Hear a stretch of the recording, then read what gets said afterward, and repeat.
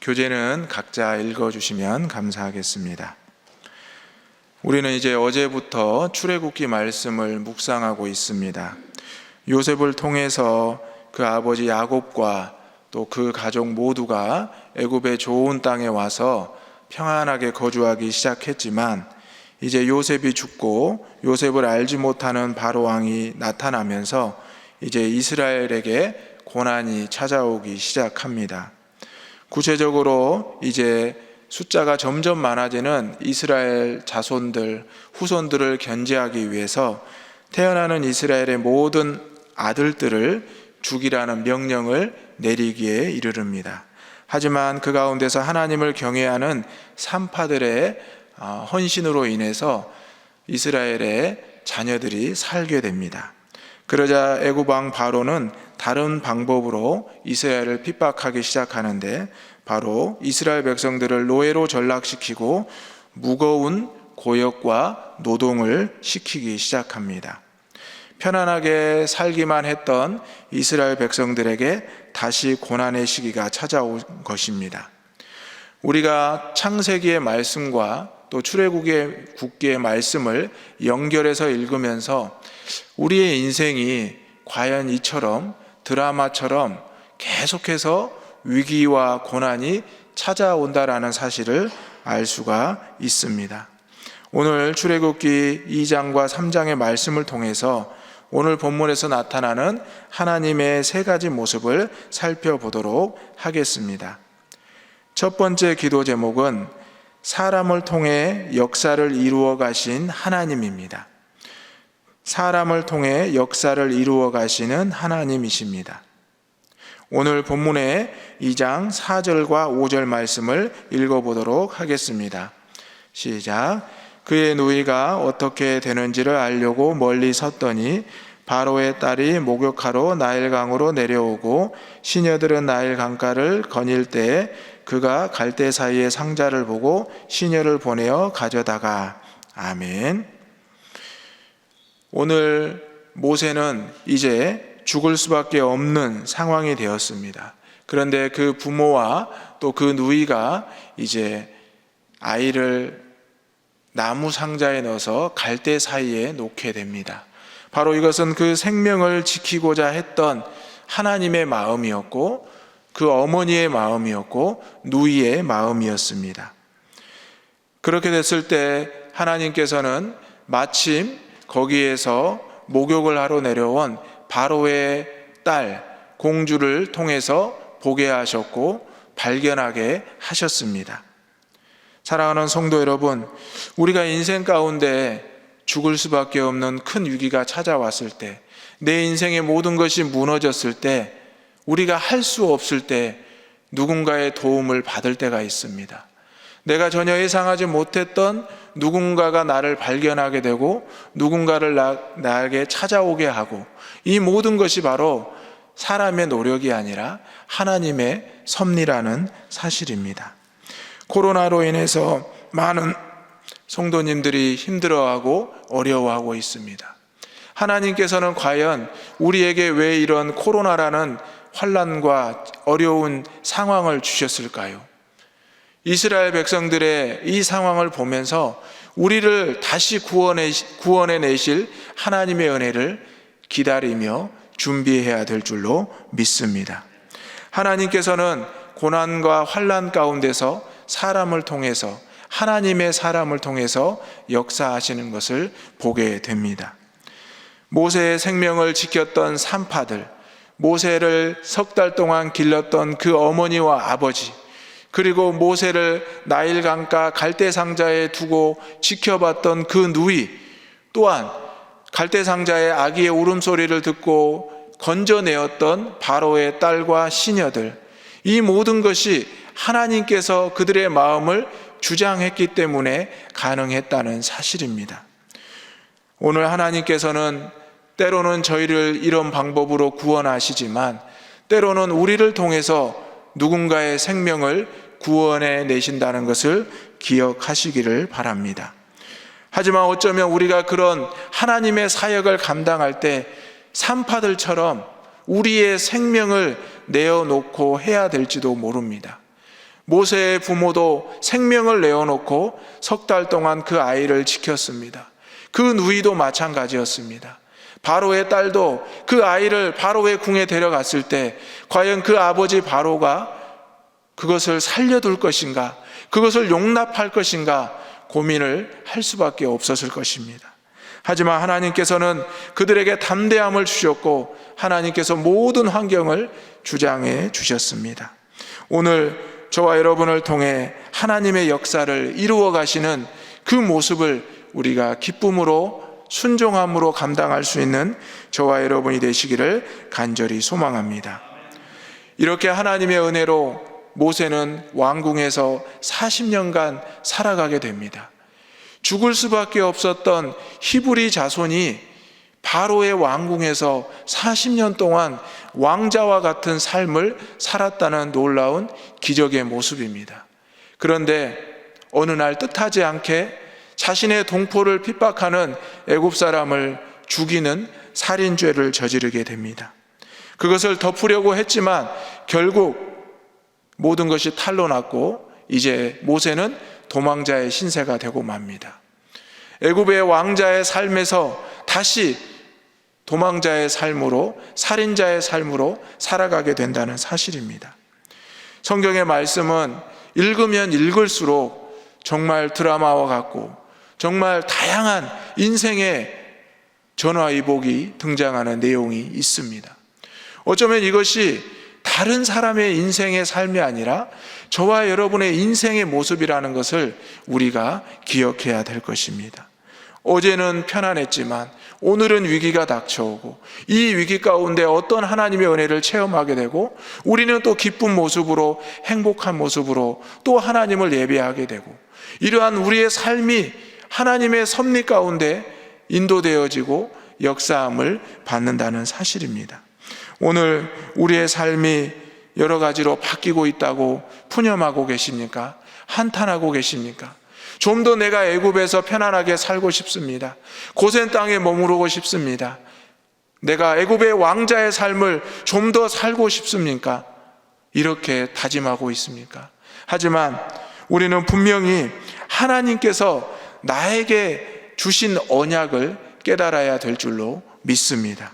오늘 두 번째 하나님의 모습은 언약을 기억하시는 하나님이십니다. 언약을 기억하시는 하나님이십니다. 본문 2장 24절 말씀을 함께 읽겠습니다. 24절입니다. 시작. 하나님이 그들의 고통 소리를 들으시고 하나님이 아브라함과 이삭과 야곱에게 세운 그의 언약을 기억하사. 아멘. 고된 노동에 시달리던 이스라엘 백성들은 우리가 왜 이렇게 고통을 당하고 있습니까? 하나님, 우리를 하나님의 자녀로 택함 받게 해주시고 우리를 흉년 가운데 애굽의 고센 땅으로 인도하여 주신 것 감사합니다. 하지만 우리를 잊어버리고 우리가 이렇게 노예의 삶으로 우리의 자녀들의 생명을 지키지 못하고 있습니다. 우리가 어떻게 살아가야 됩니까? 이스라엘 백성들은 한탄하고 푸념하며 하나님께 부르짖었습니다. 그때 하나님께서는 이스라엘 백성들의 그 기도와 부르짖음을 들으셨고 언약을 기억하고 계셨습니다. 오늘 우리가 새벽 제단에 나와서 하나님 앞에 기도하고 호소합니다. 이 기도와 호소와 간구가 하나님 앞에 상달될 줄로 믿습니다. 우리가 하나님의 전에 나와서 주의 이름으로 부르짖기만 하면 우리 주님께서 하나님 앞에 우리의 모든 기도를 상달하신다고 말씀하셨습니다. 우리의 중보자가 되시고 우리의 구원자가 되시는 예수 그리스도의 이름으로 날마다 부르짖는 저와 여러분, 우리 모든 성도들이 되시기를 간절히 소망합니다. 하나님께서는 그 언약을 기억하시고 모세를 부르셨습니다. 모세를 택하셨습니다. 하나님의 사람으로 그를 인도하여 내셨습니다.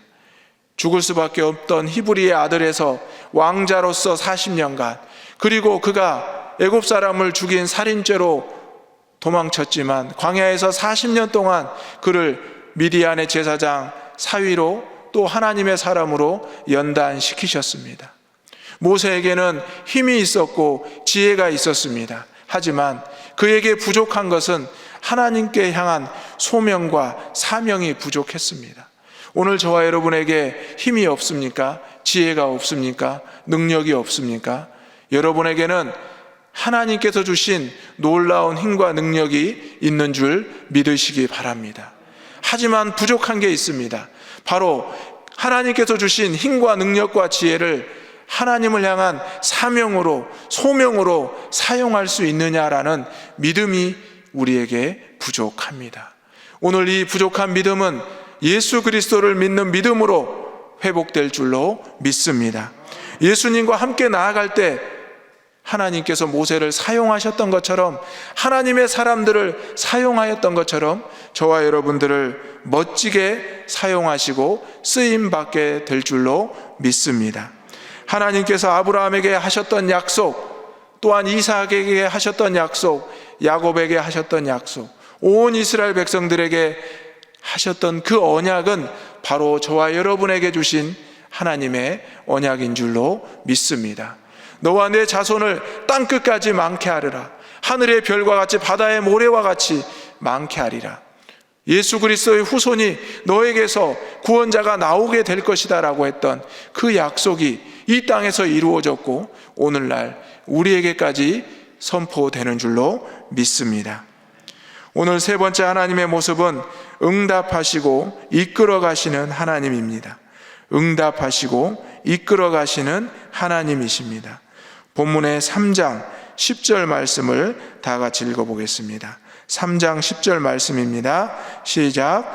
이제 내가 너를 바로에게 보내어 너에게 내 백성 이스라엘 자손을 애굽에서 인도하여 내게 하리라. 아멘. 하나님은 40년 동안 미디안 광야에서 연단받은 모세를 부르십니다. 그리고 그에게 이스라엘 백성들에게 내가 언약이 있고 또 그들의 신음소리를 들었다. 이제 너는 이스라엘 백성에게 돌아가라. 이렇게 말씀하십니다. 그러자 모세는 뭐라고 합니까? 제가 누구이기에 저는 갈 수 없습니다. 저는 아무것도 할 수 없습니다. 하나님, 제가 죽을 수밖에 없었지만 애굽의 왕자로 살게 되었고 그 가운데서 제가 애굽 사람을 죽여서 이곳으로 도망치지 않았습니까? 제가 다시 가면 저는 동포들에게도 버림받게 되고 애굽 사람들에게도 살인죄로 죽게 됩니다. 이렇게 호소했습니다. 그러자 하나님께서는 두려워하지 말고 내가 너에게 주는 이름으로, 하나님의 이름으로 나아가라고 말씀하고 있습니다. 사랑하는 성도 여러분, 오늘 우리가 할 수 없다고, 나에게 주신 사명과 소명을 행할 수 없다라고 부정하고 계십니까? 머뭇거리고 계십니까? 하지만 이미 하나님께서 여러분의 이름을 지어주셨고 여러분에게 예수 그리스도를 믿게 하셨고 오늘 저와 여러분에게 응답하시고 이끌어 가실 줄로 믿습니다. 하나님은 이미 모세를 택하시고 부르셨습니다. 하나님은 이미 저와 여러분을 택하시고 부르셨습니다. 이 자리에 하나님의 택함과 부르심을 받지 않은 성도들이 단 한 분도 없습니다. 여러분은 분명히 그것을 기억해야 될 줄로 믿습니다. 여러분에게 있는 두려움과 염려는 다 내려놓으시기 바랍니다. 하나님이 여러분과 함께 하십니다. 예수님의 권세가 여러분과 함께 하십니다. 성령님이 여러분과 동행하심을 믿으시기 바랍니다. 그렇다면 우리가 능치 못할 일이 무엇이 있겠습니까? 세상의 명예와 권력에 무릎 꿇을 필요가 무엇이 있겠습니까? 과연 이 이후로 모세는 어떻게 행했습니까? 그 형 아론과 함께 애굽 왕 바로 앞에 나아갔습니다. 그리고 하나님의 이름을 담대하게 선포했습니다. 그리고 애굽 땅에 10가지 재앙을 내릴 수 있게 했습니다. 그리고 애굽 왕 바로가 결국 그에게 이스라엘 백성들을 출애굽할 수 있도록 허락하고 말았습니다. 이 모든 것이 모세의 힘과 능력이 아니라 하나님의 힘과 능력으로 이루어진 줄 믿으시기 바랍니다. 3장 15절부터는 하나님께서 놀랍게도 출애굽기의 모든 과정을 이야기해 주십니다. 애굽에는 이러한 재앙이 내릴 것이다. 하지만 바로는 그것을 부정할 것이다. 그리고 마침내 출애굽할 때에는 이스라엘의 모든 여인들이 애굽의 여인들에게 은과 금을 얻어서 나올 것이다. 과연 출애굽기의 말씀을 읽어보면 하나님께서 모세에게 했던 그 약속대로 그대로 이루어지는 것을 보게 됩니다. 사랑하는 성도 여러분, 오늘 하나님께서는 우리의 간구와 부르짖음에 응답하시는 분이십니다.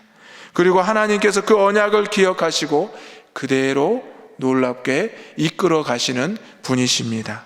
오늘 하나님께서 주신 사명, 하나님께서 주신 언약, 하나님께서 주신 그 응답을 기억하시면서 순종하며 하나님의 사람으로 살아갈 수 있는 저와 여러분이 되시기를 주님의 이름으로 축원합니다. 아멘. 이 시간 오늘 주신 말씀을 생각하면서 함께 기도하겠습니다. 하나님 아버지, 우리 인생을 통하여 역사를 이루어가게 하여 주옵소서. 하나님과의 언약을 기억하며 날마다 간구하게 하여 주옵소서. 하나님께서 이끌어 가심에 순종할 수 있는 주의 자녀가 되게 하여 주옵소서. 내일 있을 주일 예배와 또 말씀을 전하시는 위임 목사님과 또한 우리 교육부 어린이들을 위해서 함께 기도하겠습니다. 주여 믿습니다. 주여 믿습니다. 주여 믿습니다.